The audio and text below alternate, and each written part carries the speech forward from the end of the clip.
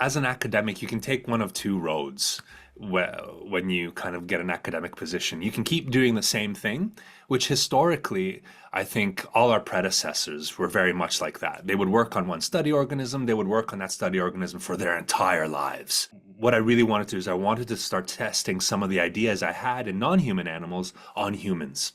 And as you can imagine, because of ethics and all those reasons, you can't just bring a human male and a human female in a room and see if they mate, and there's a lot of problems with that whole experimental design for obvious kinds of reasons. What you can do is you can manipulate their perception of what's going on. And you can do that really, really nicely by using video games. And that's what I think is wonderful about games. Everyone plays them. So everyone's encountered them at some time. And playing video games, even though you don't realize it, does alter your perception of yourself and your own value and your own ability.